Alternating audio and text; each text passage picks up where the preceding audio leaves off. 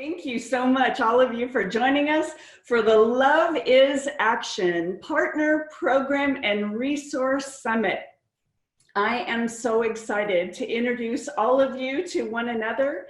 And the very first thing that we're going to do with all of you child welfare thought leaders and influencers and many Christians in child welfare is we're going to start with a prayer.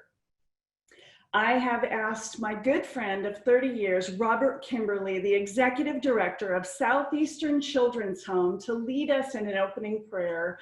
Robert has put his love into action for the past, 30 years that I've known you, Robert, into helping to love children into wholeness. So, Robert, if you'll lead us in prayer. Thank you. I'm honored to do that. Let's pray. Our Father, who art in heaven, hallowed be your name. Your kingdom come, your will be done on earth as it is in heaven. Lord, as we come into your presence today, we ask that your Holy Spirit will be ever present as we strive to serve your children and your families. God, thank you for Rhonda Schertino and all those who worked so hard to put on this monumental summit. I pray for those that will present today and for each of the listeners. God, this morning we pray for your children, those who find themselves living in the foster care system, and for those we have yet to rescue who desperately need our help. God, will you place the right people in the right places to provide everything these children need to be protected, loved, and safe? Will you place your healing hands on those who have been abused, neglected, and abandoned? Will you heal their physical wounds as well as their emotional scars? Will you show them that there are many folks in our great country who truly care about them and who strive daily to protect them? God, will you be with our government officials who have the daunting task of establishing policies, processes, and procedures? Will you bless them with wisdom, insight, and compassion? Will you bless each of them with the strength and vision for the less fortunate that only you can provide? God, I would be remiss this morning if I didn't thank you for the unconditional love that you have for each one of us. Be with us today and all the days of our lives. It's through your Son that I pray. Amen. All right, Robert, thank you so very much. All right, so we have a jam-packed program today. We're going to hear a 3 to 5 minute high-level overview from many of our partners and programs and resources, and we're going to hear opening remarks from our Commissioner of the Administration for Children, Youth, and Families. But before that, we're going to play a very brief video to give you an overview of the Love is Action Community Initiative.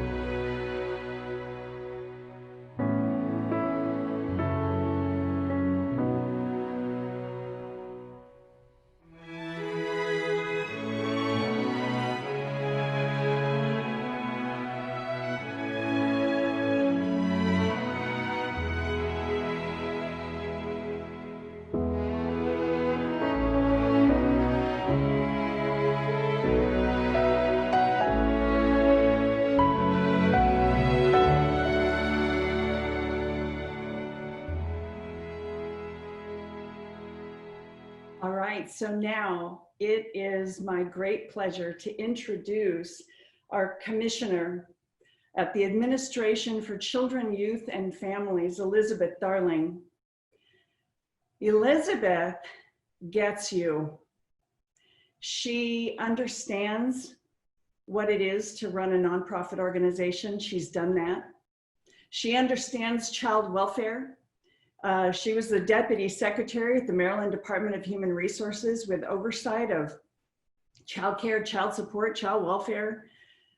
And she understands Christians in child welfare. She was the very first director of the HHS Center for Faith-Based and Community Initiatives. And the thing that I think speaks loudest to me, and probably to all of us, is that Liz is an adoptive mom.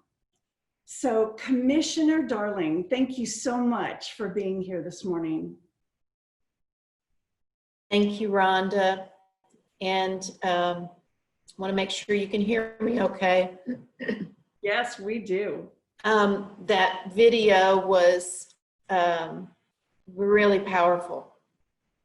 And I thank you so much, all of you, for the opportunity to speak briefly to you. I'll try to speak quickly because I know that you, everyone has their story to tell, and we want to hear as many of those stories as possible today. I see several folks that I know on this virtual platform, and it is such a joy to speak with you all. Thank you, Rhonda, and Love is Action. I see Audrey Deckingham, my Texas friend. I want you all to know I consider this, sitting in this position, a sacred trust. To be here at this point in time, I waited 20 months to be confirmed by the Senate because I love and have passion for the programs that are under my purview. I'll talk about those in just a minute, but I bring with me today the love of my father, yes, my heavenly father, but my earthly father, who was orphaned at the age of 8, grew up in a children's home, and was taken to live with a family when he was 18. It was a kinship care, informal foster care, but that family became my family, and still today, 80 years later, they are my family. And I bring with me today the love of a 52-year-old son. Yes, we were 28 when we adopted him, and he was 16 out of foster care. So kids aging out have a really soft spot in my heart. So I'm excited to tell you about the programs under the Administration for Children, Youth, and Families. ACYF is a division under the broader umbrella of the Administration on Children and Families. And we've got 3 primary areas of focus: economic mobility, prevention, and adoption. Under my purview are 2 bureaus: the Children's Bureau, which is child abuse and neglect, foster care and adoption, guardianship, formula grants to states, tribes, territories, and the Family and Youth Services Bureau, with 3 primary programs: runaway and homeless youth, family violence prevention and services, and adolescent pregnancy prevention. And I often say it's an unfortunate continuum of care if we don't get it right at any one point along this continuum. In our runaway homeless youth program, we know that many of these young people have come from foster care. We have 3 programs. The Basic Center program provides shelter for young people up to 21 days. These are young people under the age of 18. And I'm pleased to say that most of them are reunited with their families. Within that short period of time, we're able to help them navigate communication skills and challenges that might have kept them out of their home for a period of time. Our transitional living program and our maternity group homes are for those young people 16 to 21 who for some reason are unable to stay at home. These are community and faith-based adult supervised group homes for young people. And we teach them all kinds of parenting skills if they are pregnant or parenting teens, goal setting, resume writing, all the skills that they need in order to eventually move into self-sufficiency. The Family and Youth Services Bureau is also the federal expert on family and youth homelessness. It's a small but mighty group in the Family Youth Services Bureau. But because we deal with this population, we understand that it's not okay or not enough just to have a roof over your head. Families and young people need those supportive services to help them move past this point in their lives to become all that they can be. In 2019, we held 9 regional family and youth homelessness listening sessions all around the country. I think it was 9, it could have been 10. There was a lot of confusion around the definition of homelessness, and of course, leave it to the government. We have way too many definitions. But we also knew that in working with our partners at HUD and the United States Interagency Council on Homelessness, that the needs of youth and families who find themselves homeless were not always prioritized through HUD programs. So we worked to, and continue to work, to make sure that we are elevating the needs of young people and families that find themselves to be homeless. Moving on to the Family Violence Prevention and Services program, we provide grant funding for immediate shelter and supportive services. We also manage the National Domestic Violence Hotline. I should say we fund the hotline. And we serve approximately 1.2 million survivors, including 252 tribes. We also have the Strong Hearts Native Helpline. And the third program in the Family Youth Services Bureau is Adolescent Pregnancy Prevention. These programs are for middle and high school young people and really help them to avoid risk, to teach them to voluntarily refrain from non-marital sexual activity, education that normalizes the optimal health behavior of avoiding non-marital sexual activity. And a little piece of good news is that the majority of teens are actually not having sex.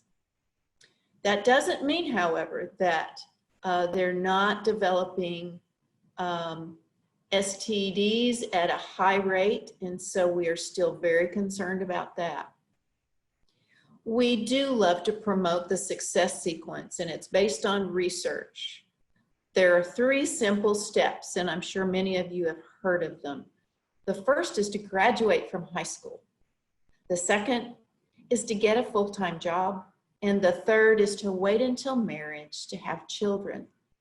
And research shows that young people with less than a high school diploma or a GED have a 346% higher risk of homelessness. So that GED or high school diploma is important. Also, youth with an annual household income of less than $24,000 a year have a 162% higher risk of homelessness. And unmarried parenting youth have a 200% higher risk of homelessness. So at the Administration on Children, Youth, and Families, across all of our programs, we're really looking at that magic success sequence, which is really fairly simple. Graduate from high school, get a full-time job, and wait until you're married to have those kids. So I want to talk briefly about the Children's Bureau. We have 2 primary focuses, prevention and the 2020 All-In Adoption Challenge. Prevention looks different in every program, but we would ideally love to keep families together. And so many of you, I think the purpose of Love is Action, is how can you bring together those multidisciplinary, integrated, trauma-informed systems of care into the life of a family earlier on to help keep those families together. We know the majority of children are removed because of neglect. Is there something that we can do? I know there is, and so do you, because so many of you are doing that to help keep those families together and help provide supports, encouragement to keep them intact. I hope you know about President Trump's executive order that was signed a couple months ago about adoption and the importance of permanency. Now, permanency doesn't have to be adoption. It could be actually kinship care or permanent guardianship or a significant adult in the life of a young person that will always be there for them. Nearly 125,000 children in foster care have a plan for adoption, but they've not yet achieved permanency. And about 60,000 of those do have a plan for adoption, but for some reason it's not finalized. So we've been working with every state, with governors, with child welfare leaders to help support them as they look at their systems. What is it that's keeping adoptions from moving forward? And we know that COVID, sheltering in place, has changed the way we've done everything. But many states and jurisdictions have actually not stopped. They've moved to virtual platforms and court hearings and in ways to bring permanency, either through reuniting children with their families or moving them on to adoption, which is terrific. I'd like to just close my comments by telling you about two provisions that I think are really important for you to know about. One is called equal treatment for faith-based organizations, and the other is the Religious Freedom Restoration Act. These are two provisions that at ACYF we have made sure to include in all of our funding opportunity notices. Because if you're applying for federal grant funds, we want you to know that if you are a grantee, that there are certain protections for you as a faith-based organizations. Equal treatment requires that all faith-based or religious organizations are eligible to apply on the same basis as any other organizations to participate in our grant funding opportunities. And when a grantee selects a service provider or a sub-grantee, it will not discriminate against or for any organization on the basis of the organization's religious character or affiliation. The Religious Freedom Restoration Act means that if you're a faith-based organization and you feel that your exercise of religion would be seriously burdened by compliance with any of the terms or conditions within the grant, you can contact our Office of Civil Rights. And that's a good thing because that helps us to know where we have created barriers to keep faith-based organizations from being on that level playing field and working with government to get the job done. We know that in so many, and I would say in most cases, it's that passion and commitment of faith-based organizations and groups such as your own that actually give you better outcomes, more sustained relationships with those that you serve.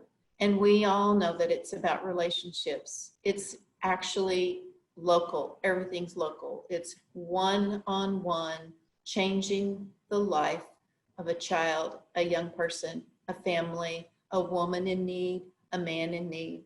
And so with that, I'm just going to thank you so much for giving me a few minutes to talk about the programs I'm very passionate about. And we couldn't do the work we do without you on the ground, actually making those relationships, those connections, and filling in the gap where government cannot serve. Thanks, Rhonda. Commissioner Darling, what a breath of fresh air you are. I just love that you get us, you get child welfare, you really do. And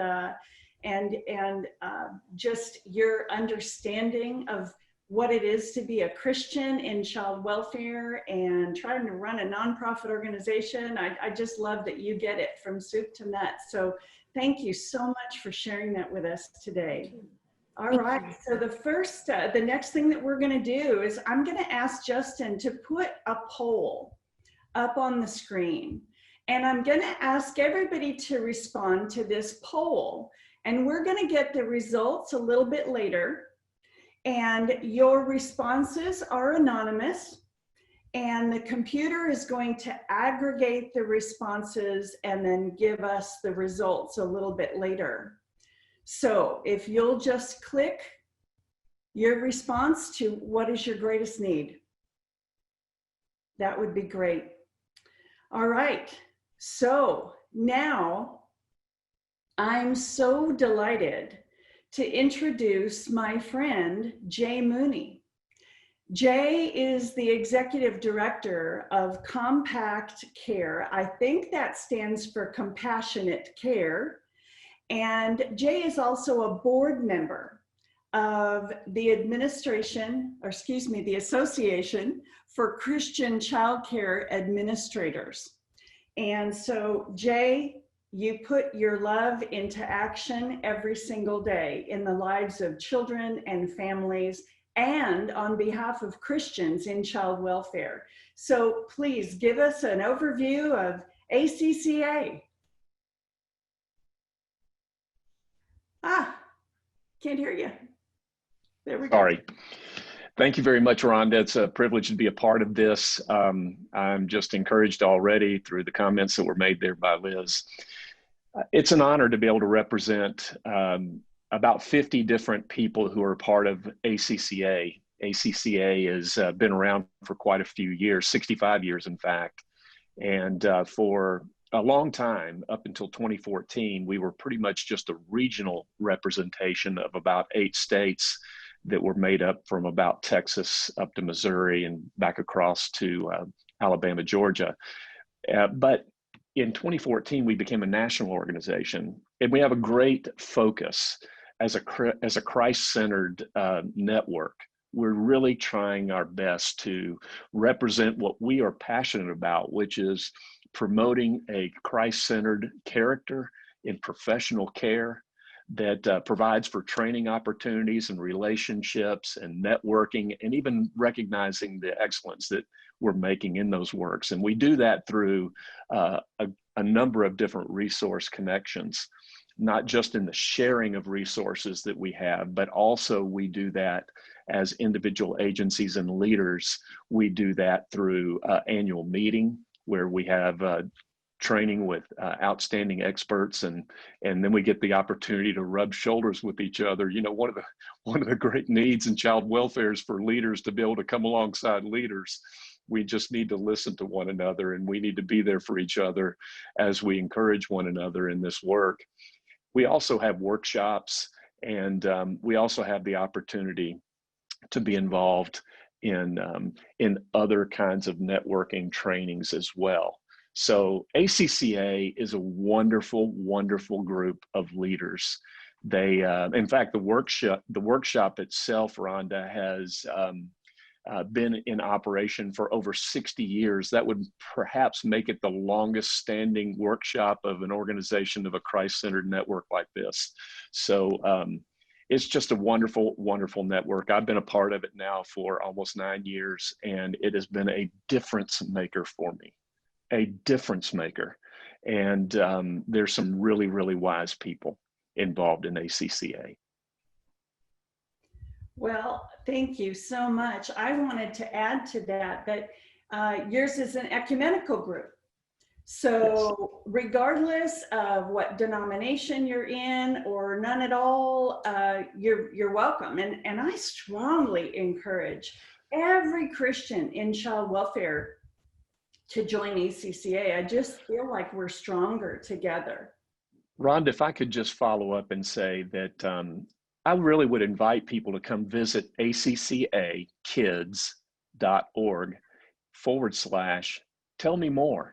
And you can learn more about ACCA. And if you're interested in being a part of this as someone who's a part of this call, and you see yourself as someone who might be a like provider and you would like to be a part of something like this, you can find out more there. acckids.org/tell me more. That's awesome. And I'll just add to that, I joined, and I'm not a child welfare administrator, but anybody on any level of working with kids and families, I think can benefit and can be a great asset to the group. So I want to introduce Jonathan Sanborn and Audrey Deckinga of Care Portal. Now, Care Portal is a Love is Action community initiative resource. Their platform, and I'll let you, Jonathan and Audrey, talk about this and actually what it is, but the thing that I love about Care Portal is that it helps child welfare organizations, churches, and community volunteers to safely connect. You all know me. I've been in risk management, protecting and defending child welfare organizations for decades. Safe connection is critical. So, Jonathan, would you like to start us off today? I'd be happy to. Can you see me and hear me okay? I cannot. Justin, we need. Okay. All right, Great. there you are. So I'm the Western US Area Director for Care Portal. It's been probably the best 3.5 years I've seen because it's innovative. It's an exciting concept that really makes a very simple thing. It makes a connection between a child welfare specialist entering in a need and to the nearest faith communities. A need is entered into Care Portal, and that is shared within all the nearby, within a radius, all the faith communities nearby within a radius of that need. I like to think of it as the Uber of child welfare.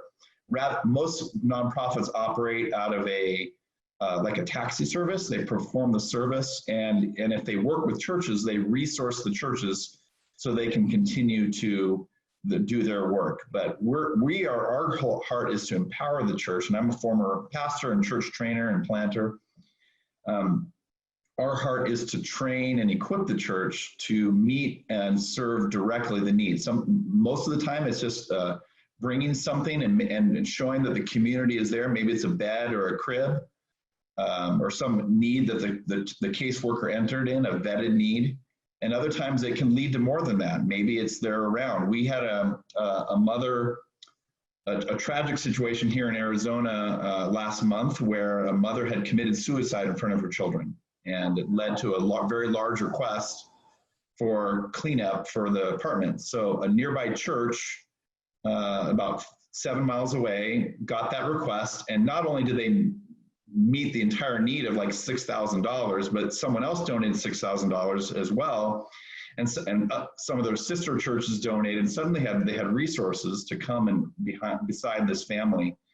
And so this lady, this associate pastor from the church, is sitting in the kitchen with this sister of this mom who had passed, who was gone, and she was there for them. They had built a connection that the church was there at that time of need. That's something that could never have happened with a direct caseworker, and it was life-changing. So other resources and help were able to come in. But really, I'll let Audrey explain the scope and the rest of the platform. Okay. Hello, Audrey.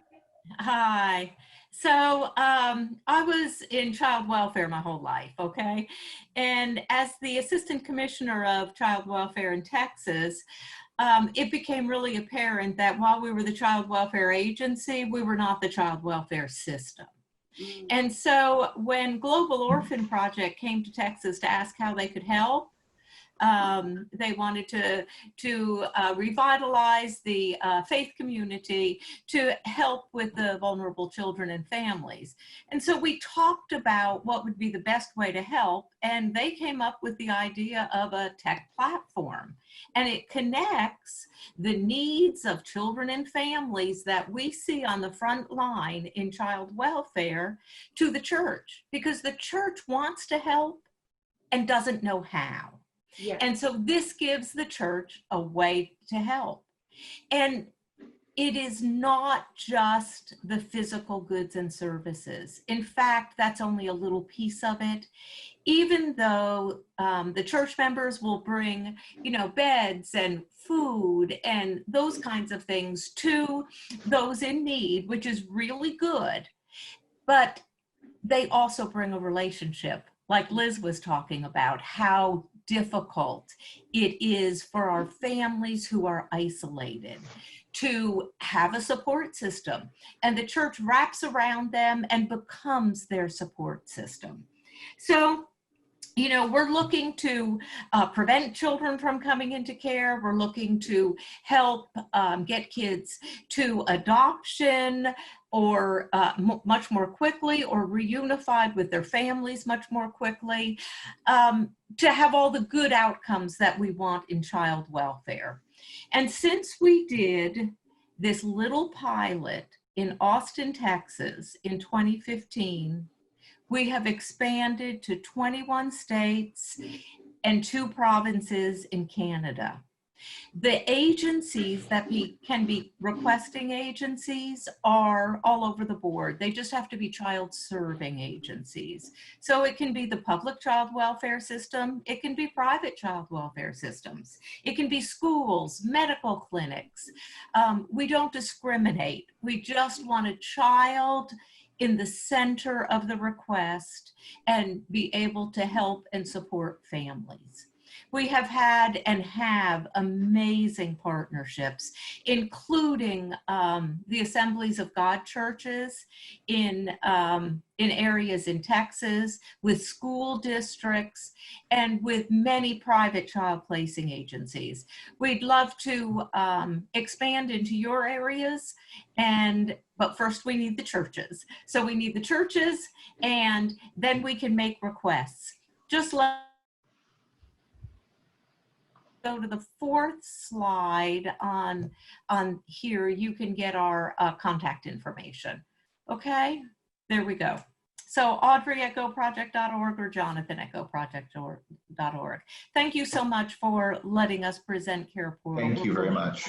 About it. Oh, thank you. Oh my goodness. I just love what Care Portal does, and how you facilitate really letting people put their love into action.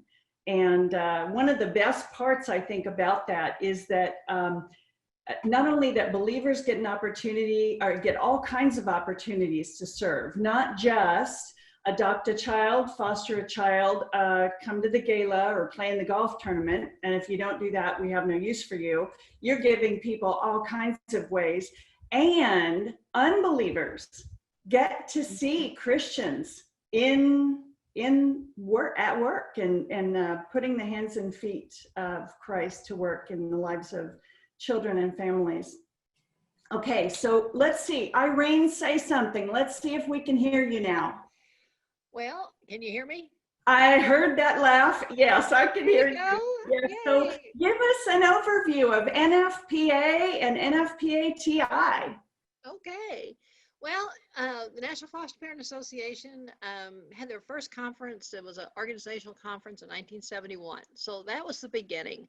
So 50 years later, basically, we're just really growing strong and growing stronger every day. And, I wanted to say that this has been a rough year for everybody, and with the pandemic and all. But I don't know, it's just like our organization, I guess because people needed us more, has grown in so many ways, in new programs and new people to serve. And for us, it's been just an incredible blessing. And it's always that way, hardship leads to other really good things. And it's made us stretch. It's made our board of directors stretch to figure out what is it that people are really needing now. And I think we've been able to do that. And one of the things that you alluded to is a NFPA Training Institute. And so that's nfpati.org. We started this idea last year, didn't roll out even very, very, very softly until this past May during National Foster Care Month, the actual website. And it was rolled out with a handful, literally, of courses to take. Well done, very good courses, but a handful. We really kind of had the hard rollout in July. And just this week, we hit a milestone that we thought it'd take us years to hit. And we hit over 10,000 of our courses have been taken in this few months. And I'm looking at my numbers, so I don't, over 4,350 enrollees. So these folks are registered now.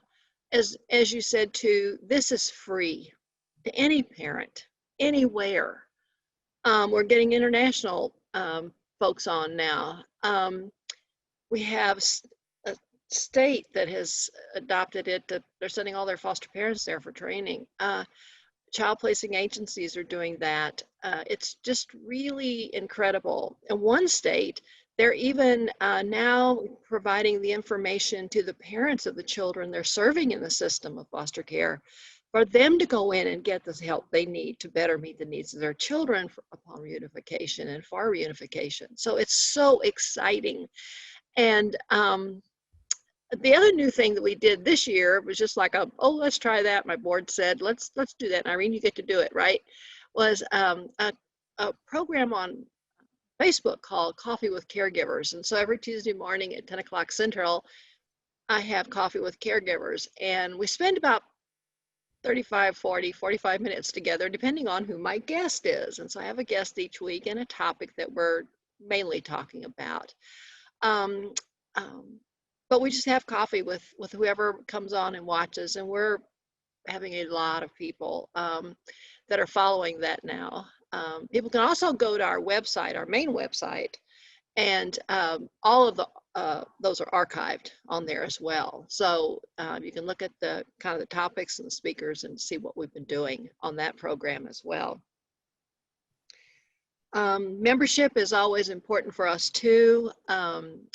We don't get government money or anything like no state money, nothing like that. So we rely on people to belong and join the National Foster Parent Association who want to support the caregiver families. And that's in doing that, we are supporting every child who joins a family through foster care or kinship care or adoption. It is a privilege, absolute privilege, to serve as their executive director. We fostered 27 years ourselves and adopted 4 children. During that time, we are richly blessed because of those experiences, and they were life-changing experiences each and every time a new child joined our family. We learned about ourselves, and we certainly learned about how to meet the needs of others. We learned what kindness and compassion truly are.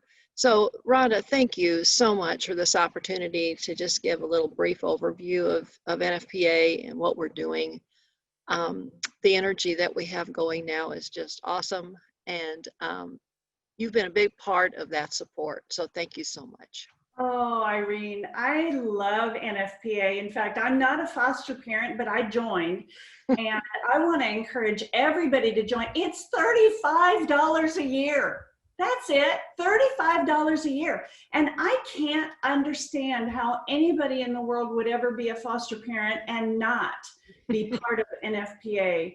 And we know that in some areas, the turnover of foster parents, like in Clark County, Nevada, where I am right now, it's nearly 100% every year.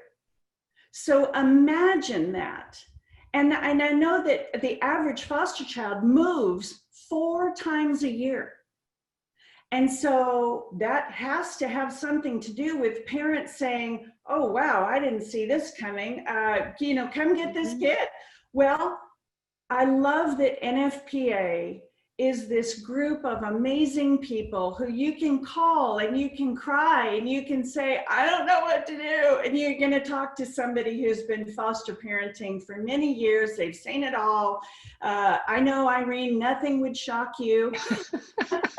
So thank you for what you do, and really to all the members of NFPA.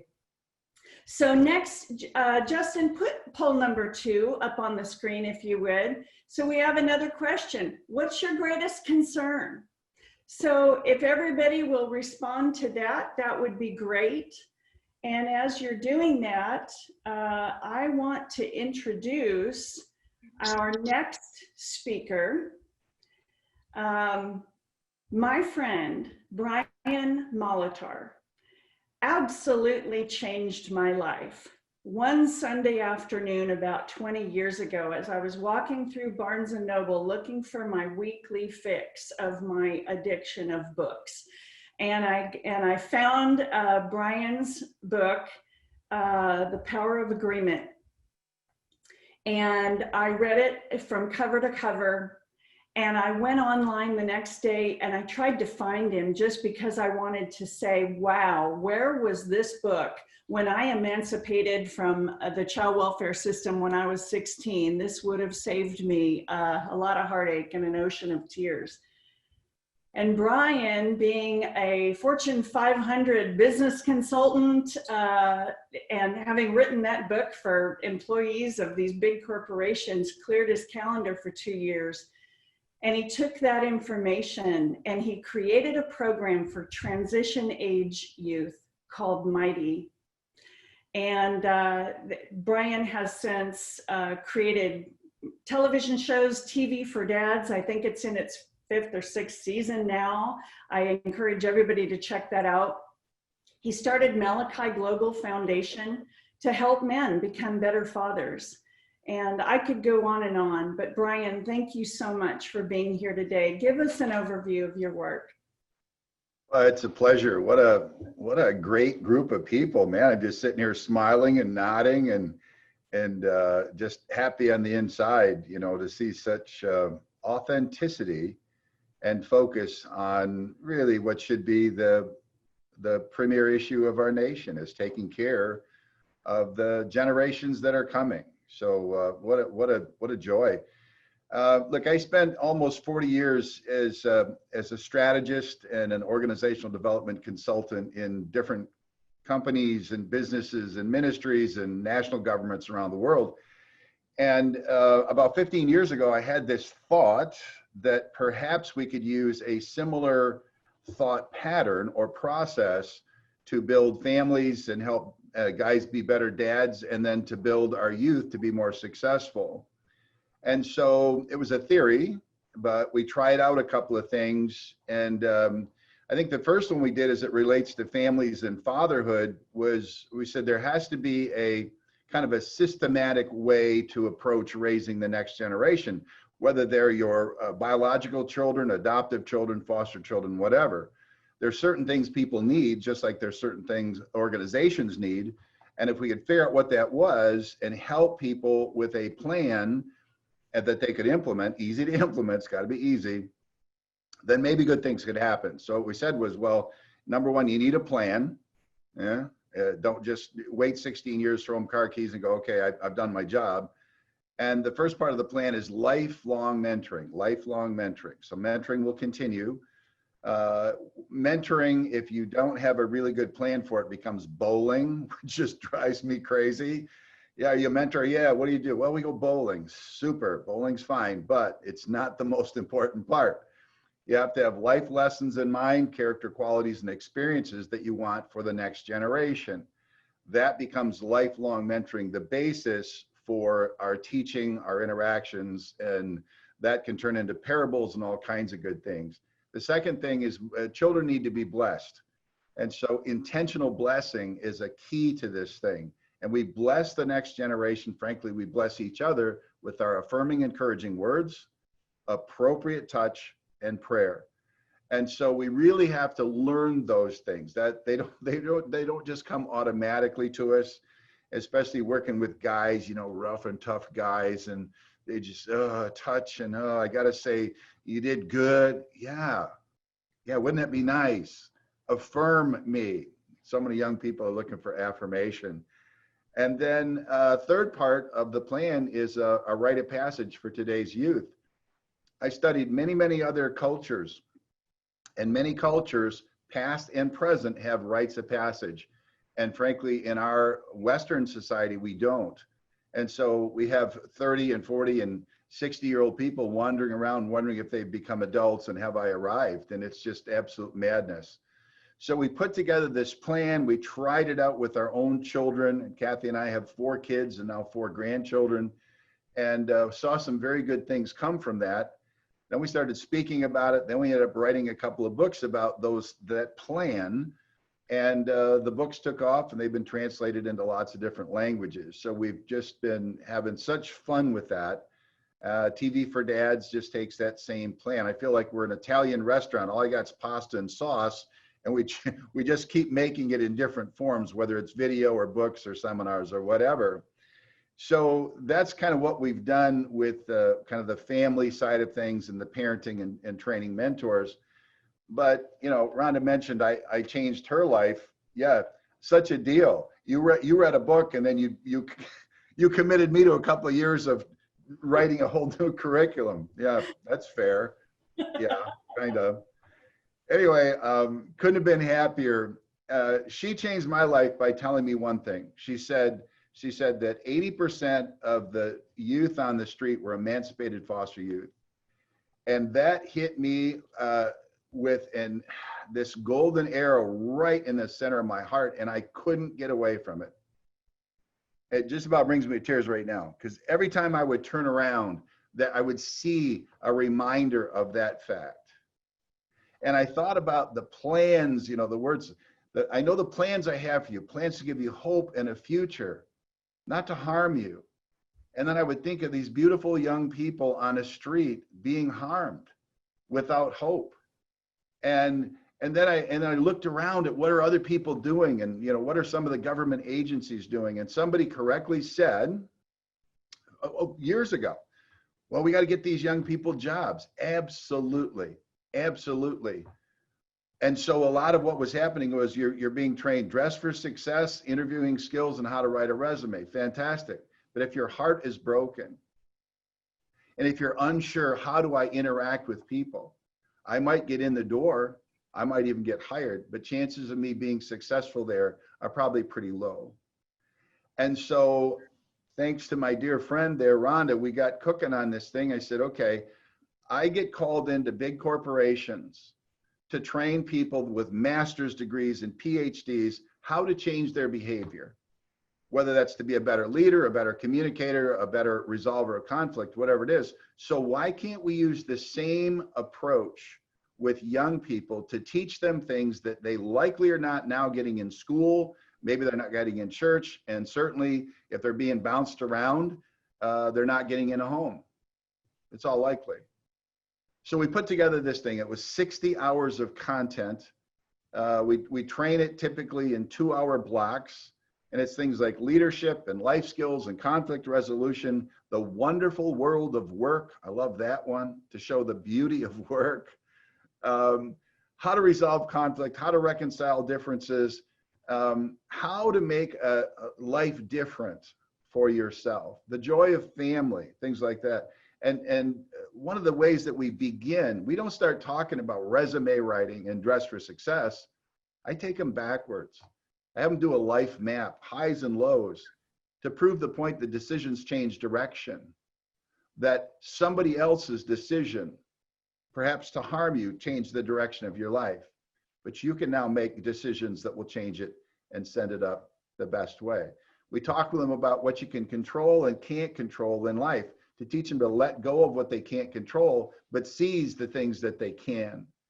And it's just fascinating to watch the transition. And we've trained this course with gangbangers and seen them come out of their gangs.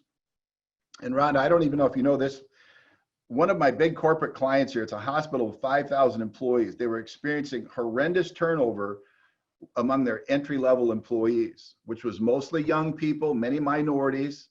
And they'd come in, they'd last for a week or a month or 3 months, and then they're gone.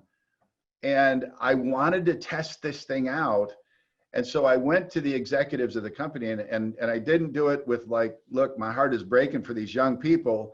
I said, okay, let me use numbers to maybe shape this the way I want to shape it. And I said, how about we do a study on first-year turnover?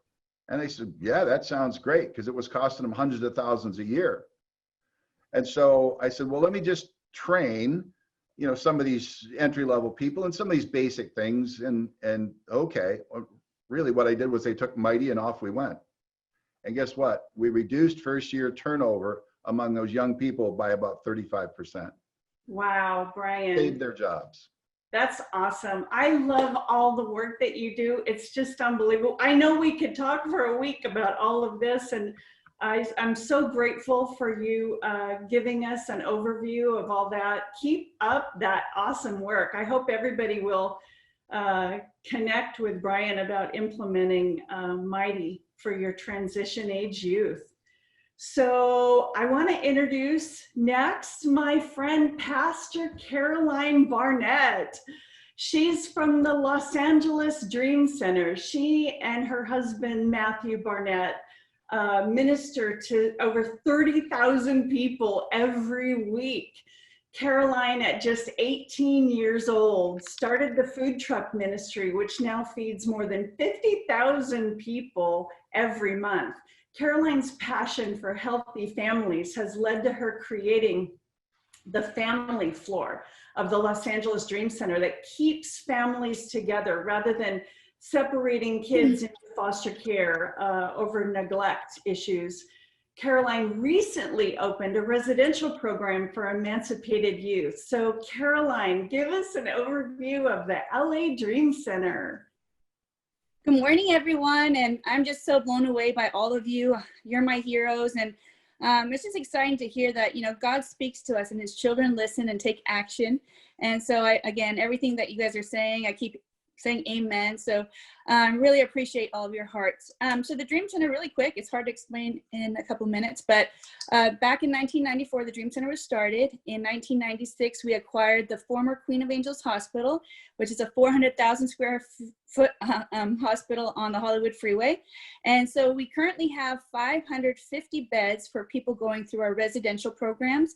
And in our residential programs, we have a program called DCD, which is our discipleship program. It's really recovery. It's a prison alternative. It's for the homeless. It's for people with addiction issues and prostitution, human trafficking victims, things of that nature. And so that is our longest running program. We've had that for 26 years. And we also have a program for homeless veterans, as well as foster youth, as Rhonda just said. And we also have a second and third year program and an emergency shelter. But what we saw was that there was this common theme that so many of our residents had spent time in foster care. And it opened our eyes. Our first family that we brought into our homeless family program, the mother was in her 40s. She had 6 kids, 4 of them still with her. And so with all parents, we test them for their education level. And sure enough, this mother had a first grade level education. So we heard her backstory. She was molested by her father until she was 8, at which point she was put in the foster care system and was in over 30 homes before she was emancipated at 18. So beyond the pain of the abuse and the abandonment, you guys all know this, she also didn't have any life skills or education. So the truth is she's a survivor. So we started working with her, but at a first grade level, you know, it takes years, it takes time, and that's what the Dream Center provides. So, you know, you have to be at a 5th grade level to pursue your GED, which she finally was able to do. But it's amazing because then her kids were behind too. They were able to catch up on their education, but I know you guys all know this, but working with this family, then we thought, how much better would it have been had we met her at 18 as she aged out and given her a real chance at life with education, job skills, and also be surrounded as a church family around these young people. And so we started our foster youth home for kids who are aging out of the foster care system. And it's just beautiful to see the transformation in their lives. We also have outreach programs at the Dream Center. We provide food, clothing, basic necessities, but we go out into the streets and say, how can we serve you? And that's how most of our programs have been developed, is just being on the streets, hearing the cries of the people, and realizing we could do something to fill in that gap. And so we started a foster care intervention program where we contacted our local DCFS office and said, as a church, we can provide basic necessities, furniture, moral support, GED, things of this nature. If you come across families with open cases at risk of losing their kids due to these things, call us, we'd love to help. And sure enough, as we built our relationship with our local DCFS office and they saw that we're consistent and we stood by what we were offering, they started providing us new referrals every single day. And so our foster care intervention program, the greatest need tends to be furniture, because the situation was a domestic violence situation where the mom took her children in a desperate situation and just took them and ran. And so now she's trying to rebuild her life. And as you guys know, once there's an open case, every child has to have a bed. And as you can imagine, as a single mom trying to rebuild your life, that just seems impossible. And so again, everybody's list and requirements from their caseworker looks different. And so sometimes it's a longer list that we help them check off, or sometimes it's very easy. So yeah, that's what we do for foster youth. We also facilitate visitations at the Dream Center for families who have lost their kids, who are working towards reunification.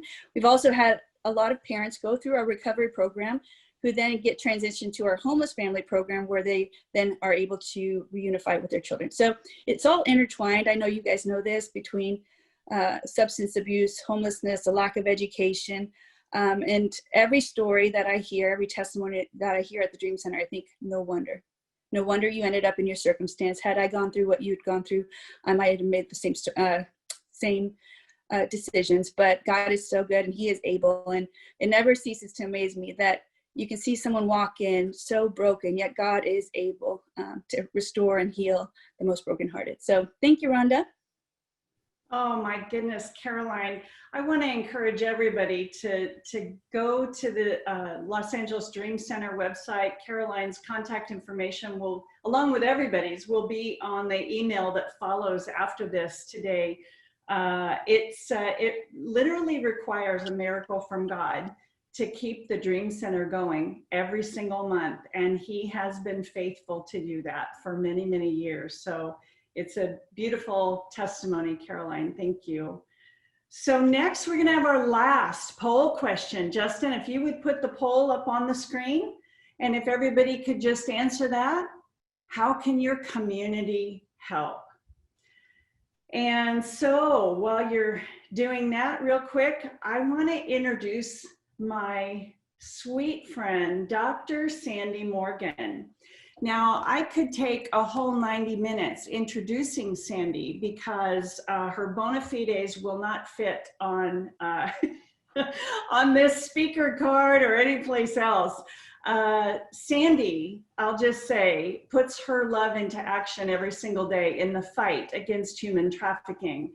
I used to think that the worst possible thing in the world was child abuse. And then I met Dr. Sandy Morgan, and she lit my hair on fire by introducing me to the thought of child abuse for profit, commercial sexual exploitation of children.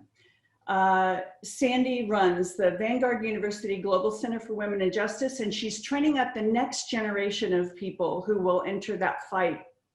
She's serving on a 2-year appointment, White House appointment, to the Public-Private Partnership Advisory Council to End Human Trafficking. And her podcast, I want to encourage everybody to go to this podcast and subscribe.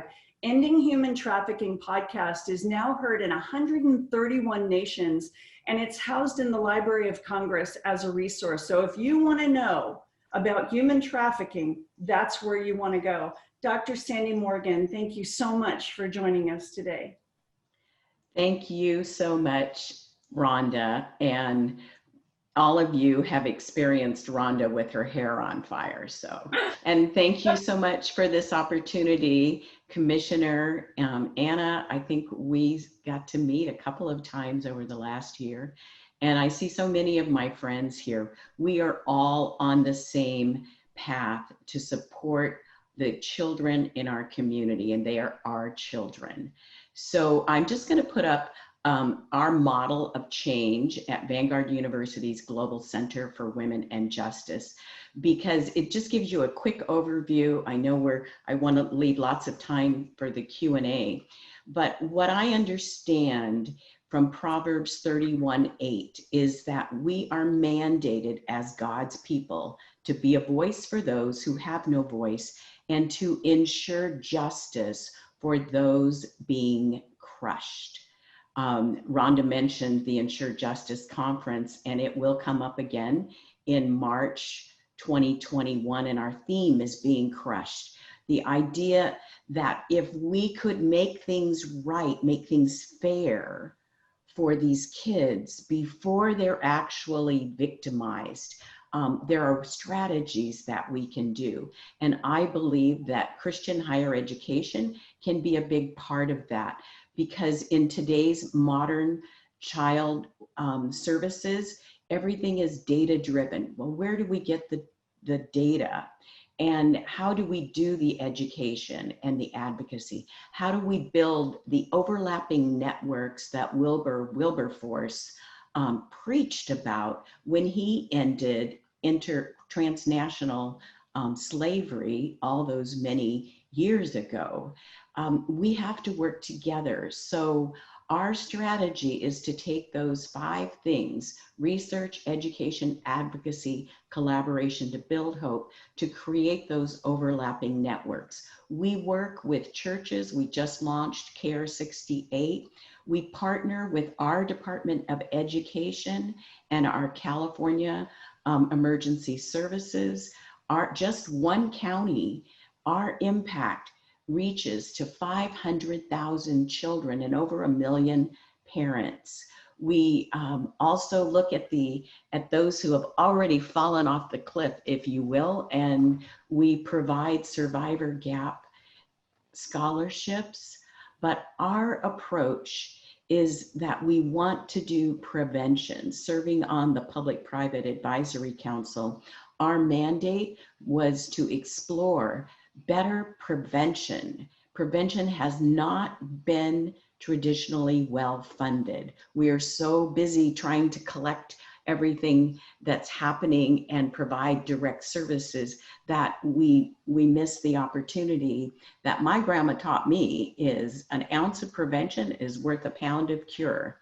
So how do we begin to integrate that in all of our communities? So I invite you to Ensure Justice in 2021. It looks like it's going to be very accessible because of doing a dual platform virtually. So just go to gcwj.org and join us as we build collaborative models to prevent the exploitation and even human trafficking of our own children.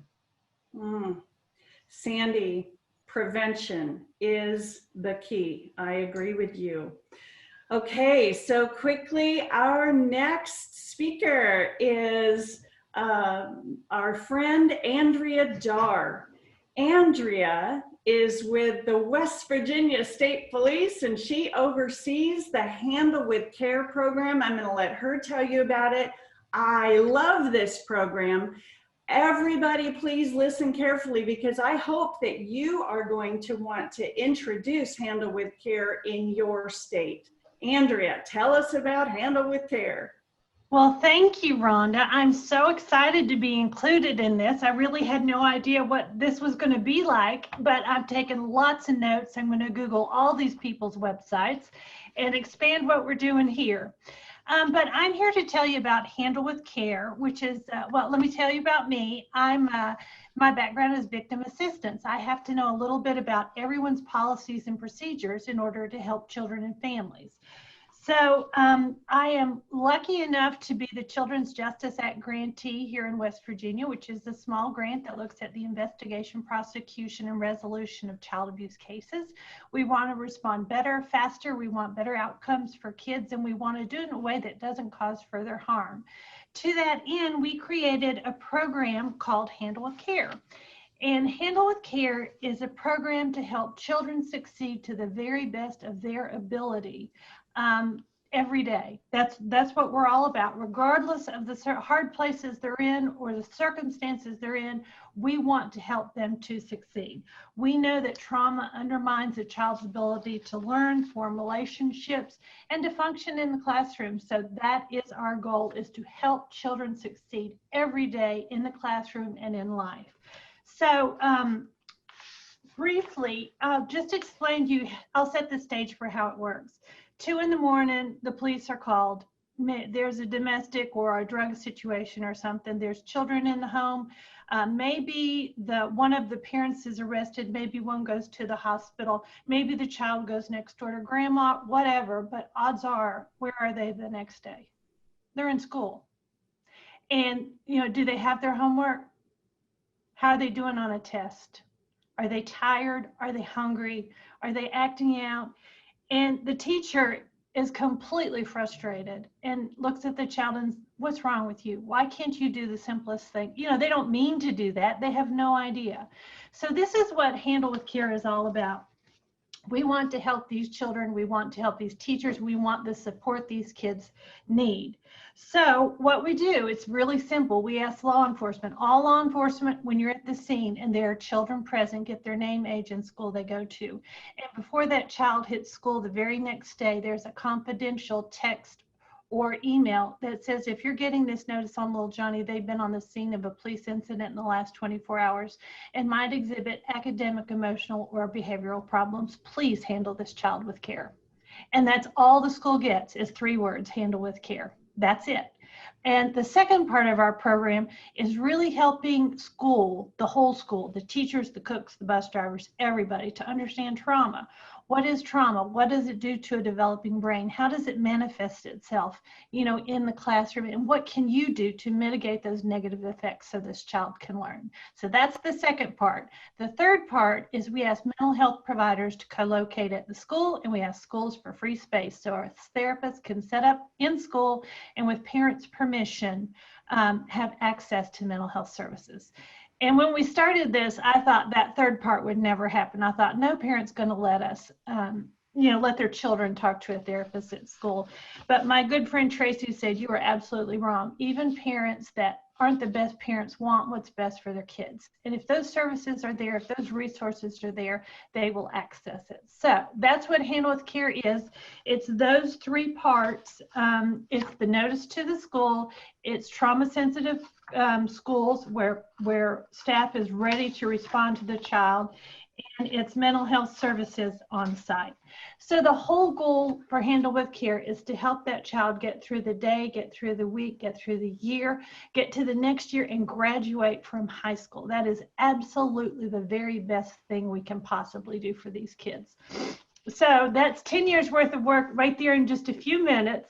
But I just want you also to know that while we developed this program, it's spread all over West Virginia, and actually it's all over the country. I even had a law enforcement officer off an island in Australia email me and ask if they could do Handle with Care.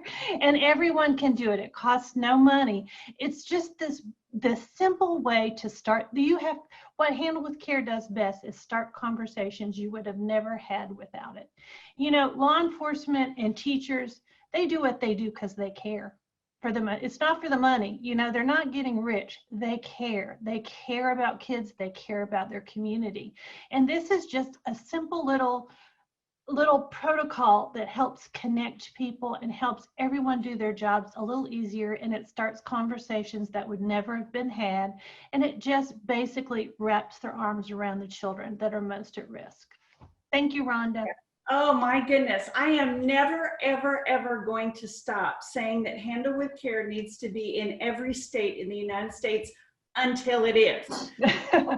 All right. Our next guest is my friend Lee Esau. Lee was a foster child. She became a foster mom and an adoptive mom, and her heart just broke about the way that kids come into the foster care system. So she created a really amazing public-private, faith-based private intake for foster care and a foster care closet, which as the child is coming into foster care, with church volunteers who feed that child a good, nice hot meal, also provide that child brand new clothes and shoes. And for some, this is the very first time they're getting that. So what Lee really does is she gives dignity. Lee, give us an overview of your ministries. Well, first of all, good morning. Thank you for the opportunity to share. I too will be kind of speaking quickly, but I wanted this comes from a place of personal experience. I think it's really important as nonprofits, especially smaller nonprofits, that we know where we're coming from. We understand who we are. And so our base for everything we do is based off of our core values, and we love sharing those with people. And I appreciate the opportunity to kind of have a slideshow for you guys to read along with me as I'm sharing from my heart. As we walk through the process of how a kiddo comes into foster care, it is our belief that no child should start foster care in a cubicle. If you think about it, that's exactly where most children's foster care journey begins, is in a cubicle in an office building that is in no way designed to host children, especially in those first hours of trauma. One of the things that happened this last summer, and Commissioner Darling spoke on this, is the executive order that President Trump put into place. And we really see ourselves fitting into this executive order through strategies, and then also how we continue to support foster families in the process as they go through taking in kiddos from care.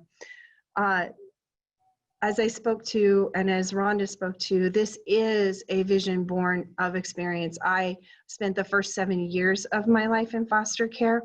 My husband and I then fostered children for about 13 years, and we had 20 different foster kiddos come into our home. And then we have adopted 4 of those kiddos out of the foster care system. And the one thing that has been consistent across the board in all the years is that the kiddos enter the system the same way. They have nothing. They are taken to places that are not necessarily very warm in receiving them. And I just really wanted, God just laid it on my heart to look at how do we change that for them? How do we help them enter into the most traumatic part of their short life journey in a way that can still speak dignity to them and restore hope in them?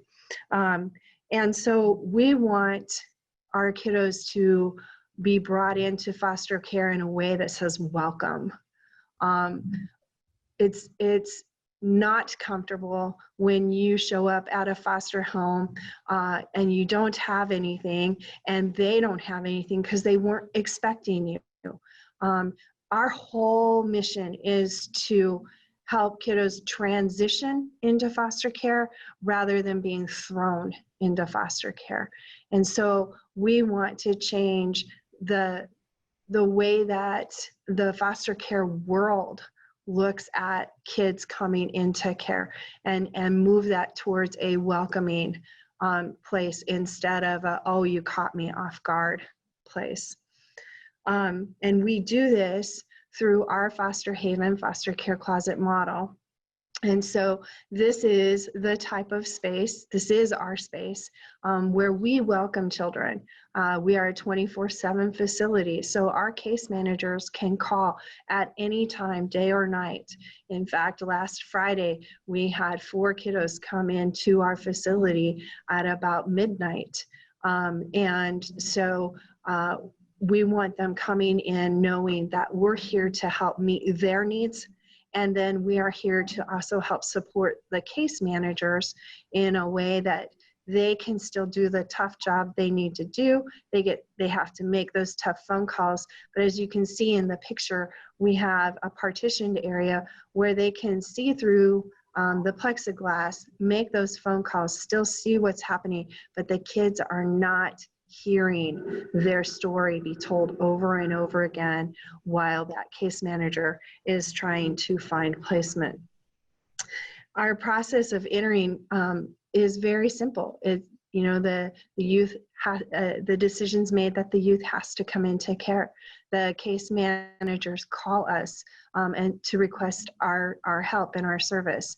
The kiddos are brought here. The first thing we do after we get them settled in is we feed them, and then we help them shop for 5 brand new outfits of clothing. This allows our case managers to do the job they need to do without trying to also manage and babysit. And our kiddos are busy, so they're not paying attention to hearing those tough conversations. At the end of the day, if we've done our job, what happens is we help not only those children transition into foster care, but we also speak dignity to our foster parents, because we're sending them prepared to come into their home. And that speaks dignity to our foster parents who want to help those kiddos come into care in the best possible way. We are a public-private partnership. We've been very blessed to be able to have that relationship with the state of Nebraska. And through that, we have 5 locations here throughout the state of Nebraska. And we have some exciting things happening in 2021 that we think is going to really help us expand those relationships. Obviously, the clothing piece is a huge component of what we do to help the kids meet those basic needs. And we have several retail partnerships. And just to speak to this for a moment, one of the things we've been able to do is leverage our purchasing power. And just this last week, I purchased 145 junior girls long sleeve shirts. The retail value for that would have been $2,800. We paid just over we paid just over $526, meaning that our cost savings for the state, instead of that clothing voucher being wasted and unaccounted for, was $2,275, or we paid 19% of what the retail value was for those clothing costs. And so that helps us be able to provide the maximum amount of clothing to our kiddos while providing that accountability and stretching every single dollar that we are able to use towards that.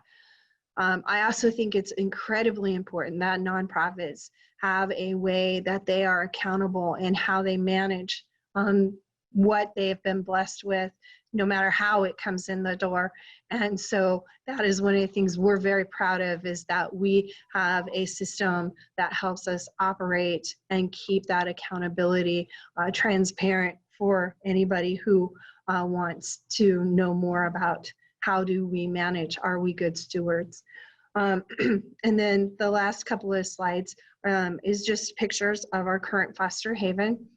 And the other piece to this is it isn't just, while we focus on when those kiddos come into care, we also continue to walk alongside those kiddos for as long as they remain a ward of the state. And then we serve them through our ongoing service, or the foster care closet, up to 2 times a year, once during the spring, summer, once during the fall, winter.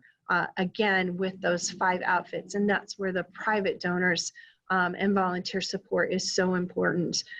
As you guys know, relationships are everything. And for many of our youth, we are the consistent factor. Case manager turnover continues to be high. And we do see kids get bounced from one home to another. And so our staff has remained the same, and we are a consistent factor. And many of the kids really enjoy coming back to shop, because they know they're going to see us again. So Rhonda, thank you so much for the opportunity to share my passion and my vision for the foster haven and foster care closet.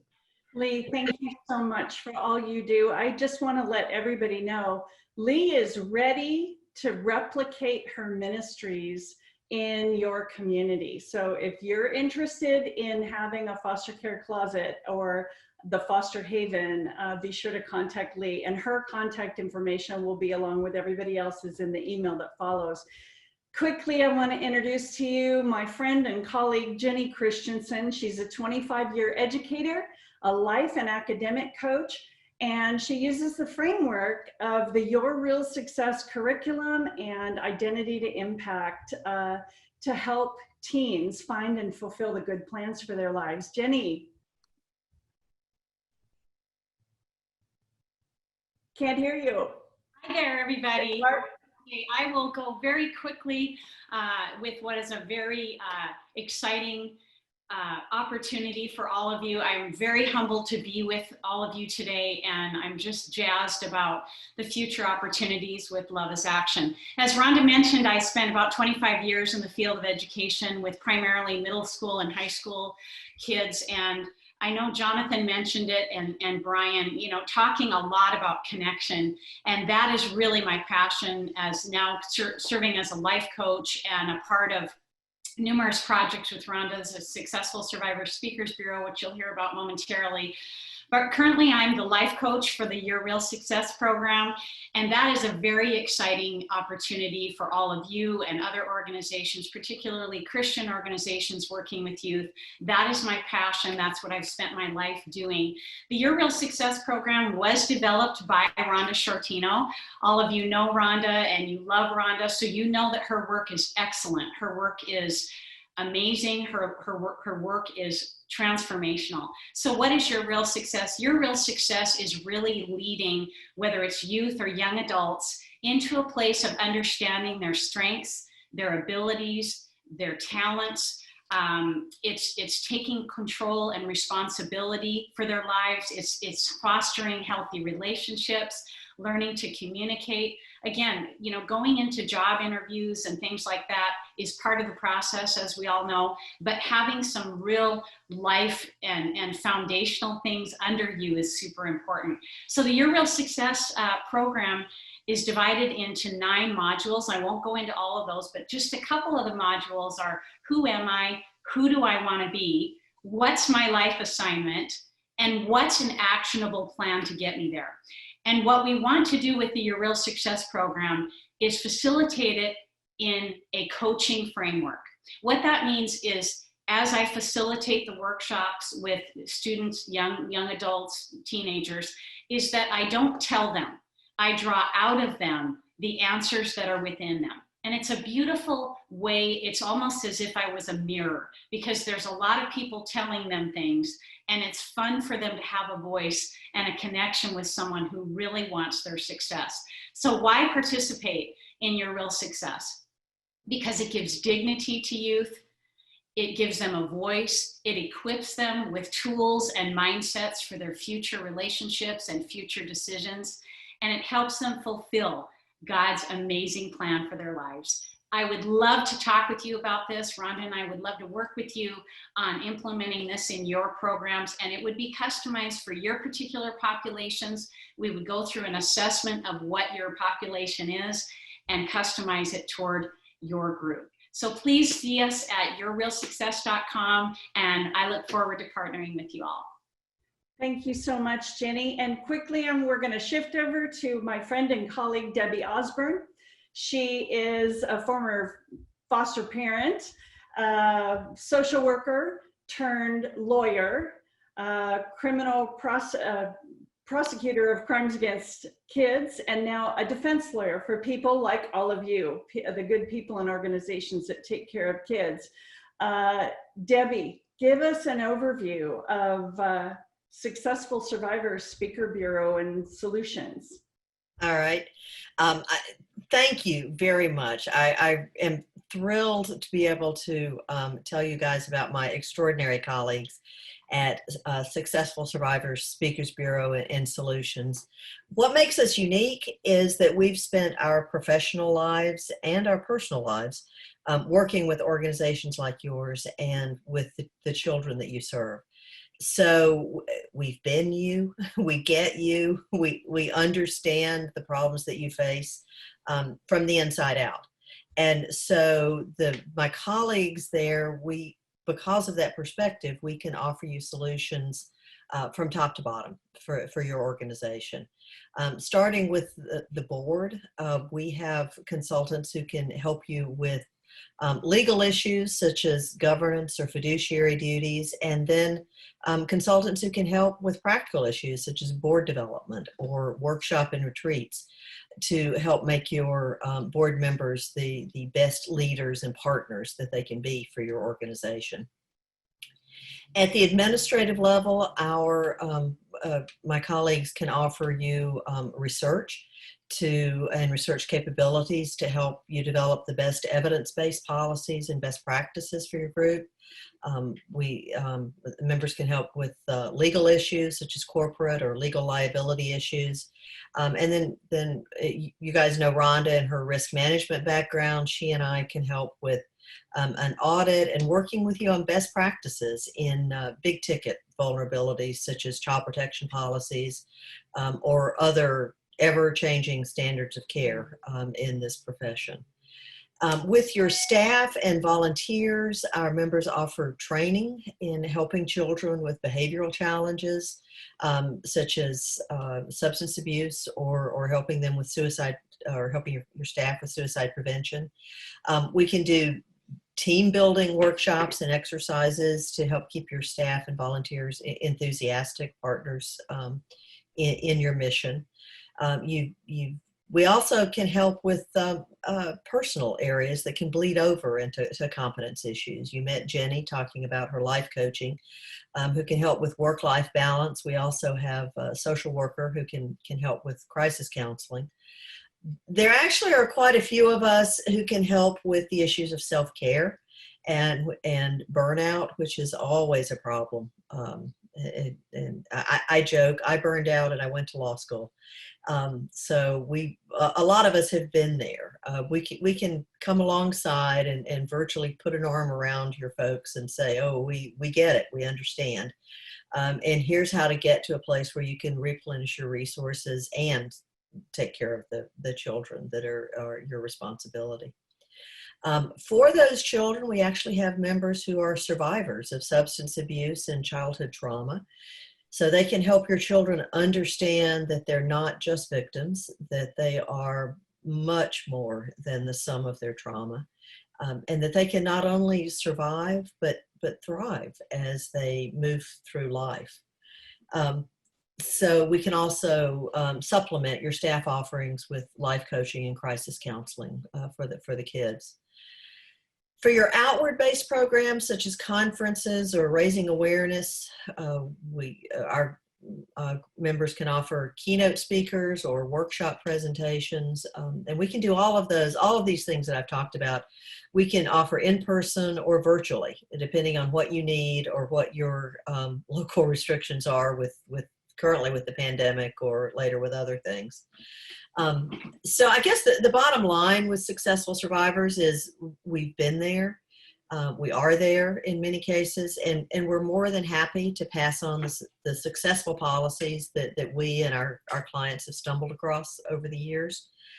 So we're available to help you develop successful solutions to whatever challenges you face, and just please let us know how we can help. Debbie, thank you so much. All right, so we have run long. I'm not going to go into a lot of detail. Okay, hopefully everybody can hear me. And so I'm going to email you the results of the polls, but I want to open up now real quick to any comments, questions that anybody has. I know that we still have Ms. Anna Pilato, and we have Kathy Deeds from ACF. So if anybody has any questions for ACF or comments, or for anybody, any of our other speakers, now's your time. I think a lot of folks are on mute. Justin, maybe you could unmute everybody. All right. Well, if we don't have any questions or comments, then I want to just thank everybody. The Love is Action Community Initiative is here for you. We want to help you. Bring the community alongside of you and your work. There are people who will help with what you do. There are people who will help the kids and families within your influence. And we just have to give them specific directions for what my colleague Marty Dutch calls, they're no big deal. If it's no big deal to them, if it's easy to do, they will help. So let us help you. You can go to loveisaction.com and reach out to us. I think everybody knows how to get in touch with me. I'll follow up with an email with everybody's contact information and the poll results. And I just want to thank all of you, some of the most amazing people in the world right here in this group of child welfare thought leaders and Christians in child welfare. So thank you for taking this time with us.